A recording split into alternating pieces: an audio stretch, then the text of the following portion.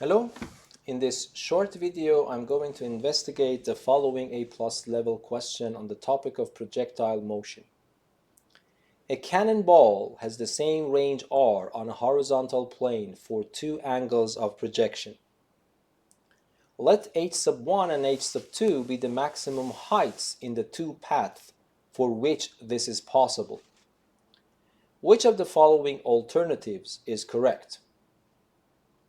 Pause the video at this point and give it a try. Okay, so now let us solve the problem. I want to use the formula for the range and maximum height of a projectile motion. I don't want to derive them from scratch because they are very standard and you can find them in any standard textbook on the topic. Okay, so if this is the ground and I shoot my particle, my projectile, so you know that it will follow a parabola trajectory, and then let us say that this initial velocity vector is v0, which makes an angle theta with the horizontal, and it will go and finally hit the ground again, assuming that there is no air resistance. These are the standard formulas that we have. This distance is called the range, and it can be proven very easily that it can be derived from this formula, the initial speed squared divided by g, then multiplied by sine of 2 times the angle of projection. And this height h max is derived by this formula. These are very easy to derive, so I don't want to spend time on deriving them again. Okay? But now, what is the problem? The problem tells us that we have a cannon that projects two cannonballs. Of course, the same cannon will project the projectiles with the same initial speed, because that's the piece of apparatus and it is engineered to shoot cannonballs with some specific characteristics. So it will shoot all cannonballs if the weights of the cannonballs or everything are the same. Under the same scenarios and circumstances, it will project the cannonballs with the same initial speed.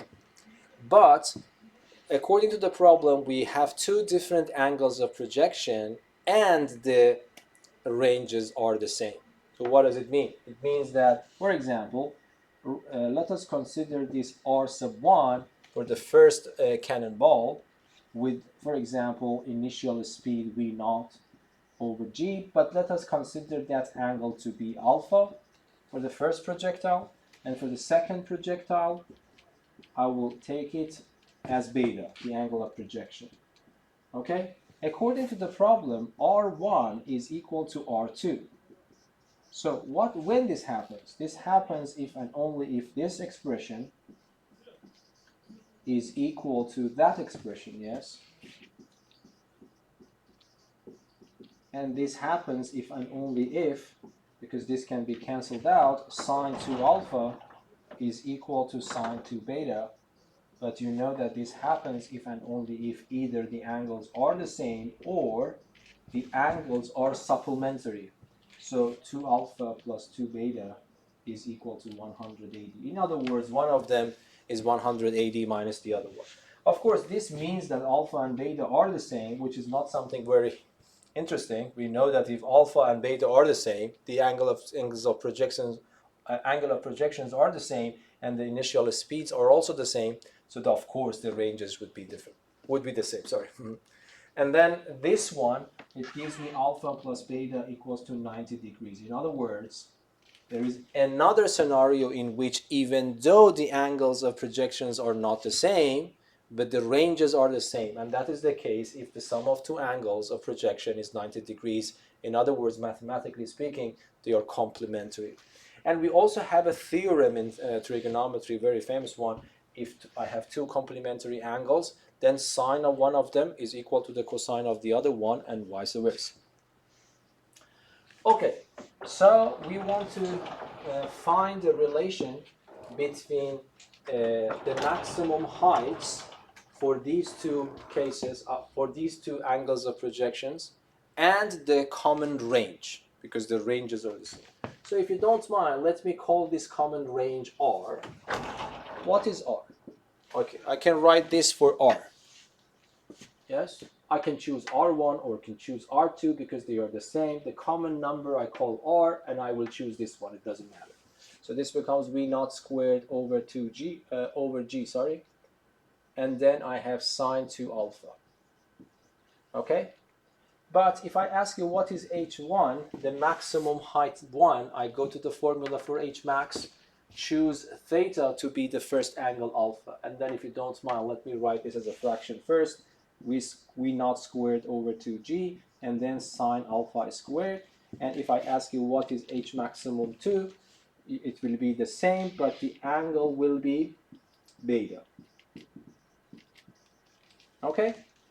But now I want to find the connection between H1 and H2 and R according to because all the options, if you remember, are connecting R with H1 and H2.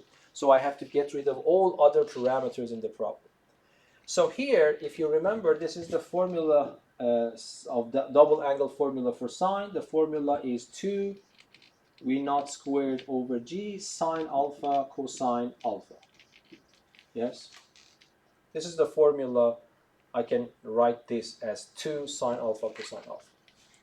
But then you see that here I have sine alpha squared, but here I have sine beta squared, but here I have connection with both alpha angles. But this is important now. Alpha and beta are complementary, so instead of sine beta, I can write cosine alpha. Yes? Cosine alpha squared. So that's better, because now I have sine and I have cosine. Here I also have sine and cosine. But here sine and cosine both appear with second power, but here I have the first power. So this motivates me to raise both sides of this relation to power 2. So what will happen? This will give me r to the power of 2 is this expression to power 2, which is 4v naught to power 4 over g squared, and then this becomes sine alpha squared and cosine alpha squared.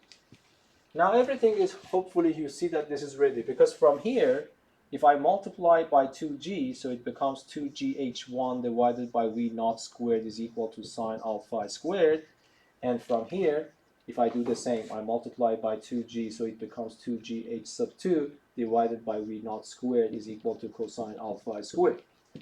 And now I go back here, so I go back here, r squared is equal to, I have 4v naught to power 4 divided by g squared, and then what do I have now? Instead of sine alpha squared that you see here, I put this expression in, and instead of cosine alpha squared, I put this expression. But v naught to power 2, v naught to power 2 becomes v naught to power 4, which cancel this one. G times g will cancel this g squared.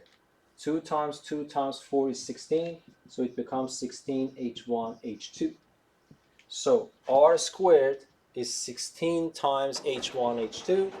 I take the square root from both sides. This becomes r, this becomes 4, and that becomes the square root of h1 h2. So that is the connection between that common r and these two maximum heights. So r is equal to 4 times square root of h1 h2. So if you go here, and then you see that this answer is indeed correct. Okay, so I hope that this video was useful for you. Until the next video, be safe and goodbye. Thank you.